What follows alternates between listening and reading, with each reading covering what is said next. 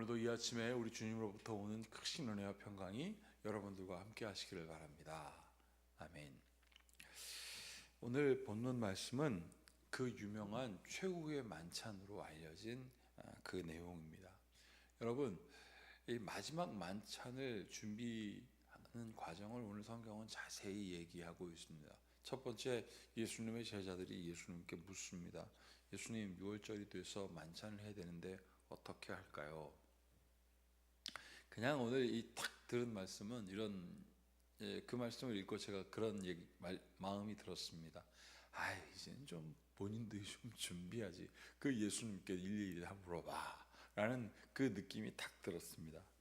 자, 제가 이 말씀을 준비하면서 얼마 전에 우리 자녀들하고 식사하러 갔었던 때가 기억나더라고요.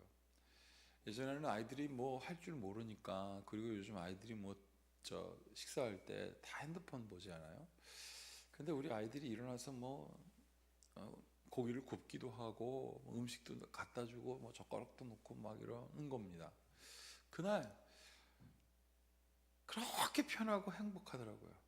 그렇게 편하고 행복하더라고요. 이거였습니다. 첫 번째는 애들이 이렇게 자라나는구나. 그래서 제가 물어봤습니다.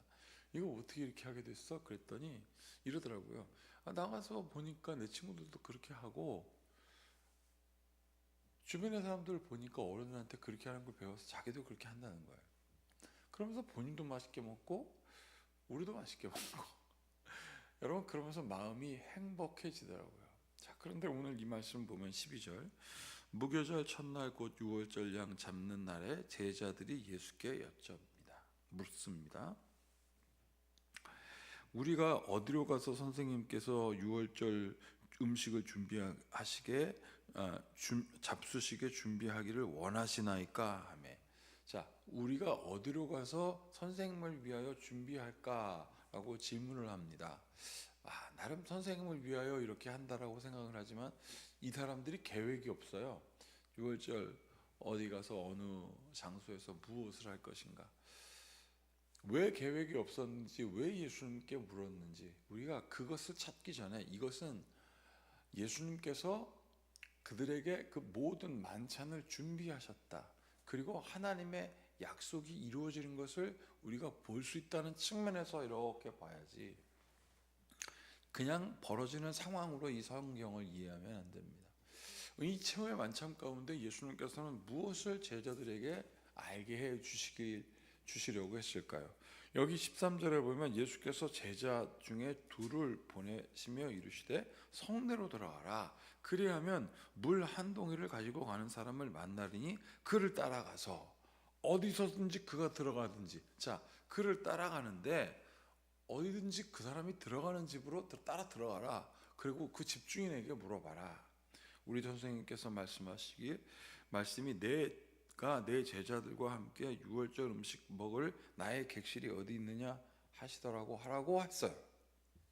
자, 예수님께서 하라고 하신 대로 했더니 15절, 그리하면 자리를 펴고 준비한 큰 다락방을 보이리니 거기서 우리를 위하여 준비하리라 라고 예수님께서 말씀을 하시는 그걸 기억하고, 중요합니다, 기억하고 가서 그들이 했습니다.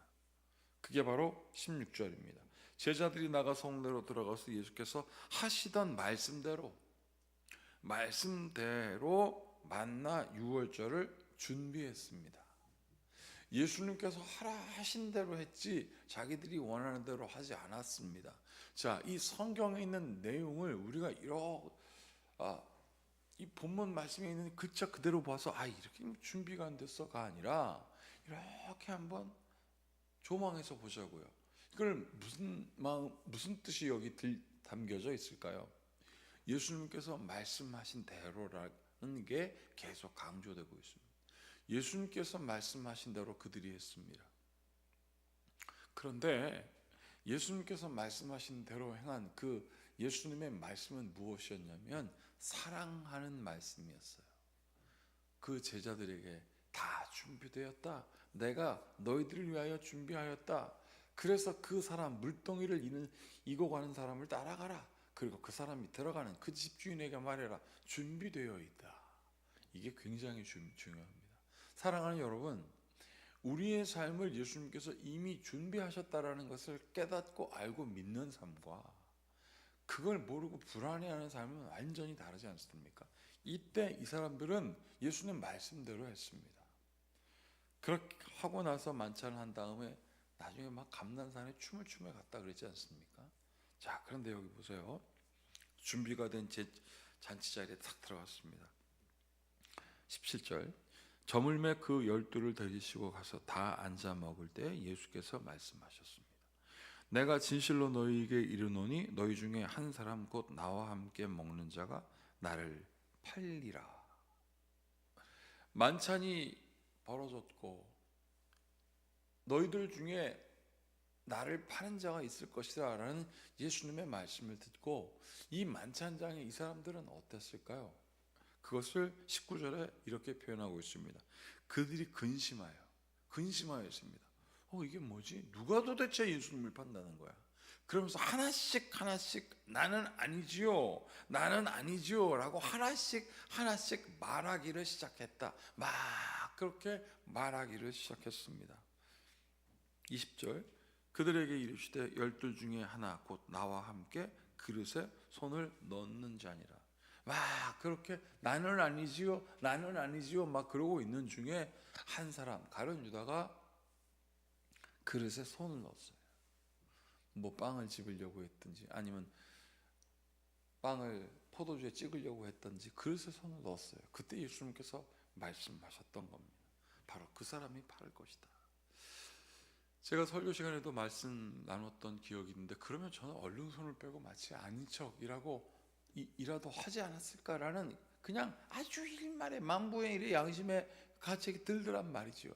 그런데 그 사람은 예수님과 함께 그렇게 지적했음에도 불구하고 그 자리에 앉아 있습니다. 그리고 21절. 인자는 자기에 대하여 기록된 대로 가거니와 인자를 파는 그 사람에게는 화가 있으리로다. 그 사람은 차라리 나지 아니하였더라면 자기에게 좋을 뻔하였느니라 라고 말씀하셨습니다.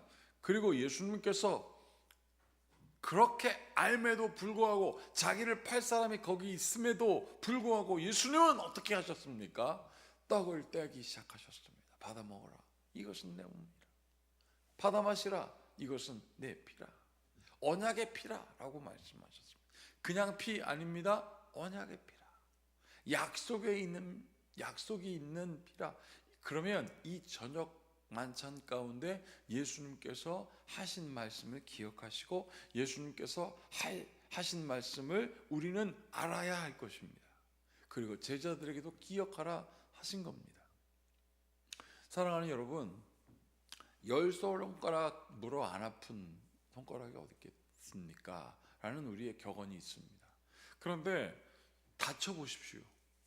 물어서 안 아픈 거는 막연하지만 칵 물면 아프지 않습니까? 그건 내가 의지적으로 물어야 아프죠. 그런데 어떻게 하다 다치잖아요? 그럼 그 손가락만 쳐다보게 됩니다. 제가 아는 목사님께서 교회에 그러니까 나뭇가지를 치려고 전기톱을 잘못 사용하다가 손가락이 잘라졌어요. 그래서 그거를 봉합수술 하셨답니다. 그걸 어저께 제가 들었는데, 그 목사님 그 손가락 보면서 무슨 생각할까? 제가 생각했어요.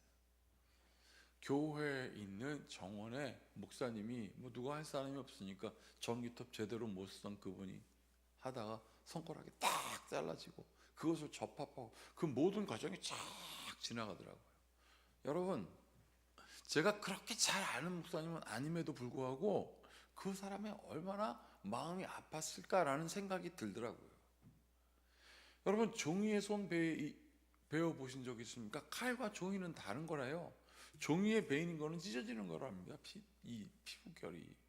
그러면 더 아프거든요. 우리가 그 아픈 손가락 하나 때문에 얼마나 많이 신경 써요. 약 바르고 밴드 바르고 행여나 상할까, 좀 깊이 그러면 병원 가서 약 먹고. 그게 부모의 마음 아니겠습니까? 여러분, 그래서 10손가락 물어서 안 아픈 손가락이 없다는 것은 자녀를 향한 부모의 보편적인 사랑을 얘기하는 거 아니겠어요? 오늘 예수님께서는 자기를 파는 가룟 유다까지도 예수님께서는 그 만찬에 초대하셨고 앉아있는 그에게 말씀하셨습니다. 받아 먹어라. 이것은 내 몸이라. 받아 마시라. 이것은 많은 사람을 위하여 흘리는 나의 피 곧 언약의 피니라. 그러면서 25절 이렇게 말씀하시죠. 진실로 너희에게 이르노니 내가 포도나무에서 난 것을 하나님 나라에서 새 것으로 마시는 날까지 다시 마시지 아니하리라. 이 기쁨의 만찬은 오늘 끝났다. 여기서 육신의 만찬은 여기서 끝났다라고 주님께서는 말씀하셨습니다. 부활이 일어나기 전까지, 하나님의 완전한 나라에 이르기까지는 나는 이제 이 즐거움에 동참하는 것은 끝났다라고 예수님의 아픈 마음을 말씀함에도 불구하고 제자들은 어떻게 합니까? 찬미하고 감난산으로 갔습니다. 잘 몰라요. 잘 모르는 제자, 자기를 팔려고 그 자리에 작심한 제자, 그 모든 것을 알고 있는 예수님, 그 어리석고 자기를 잘 위하지 않는 그 예수님의 제자들 앉혀 있음에도 불구하고 예수님은 그 사랑 변치 않으심을 오늘 성경은 다시 한번 말씀하고 있습니다.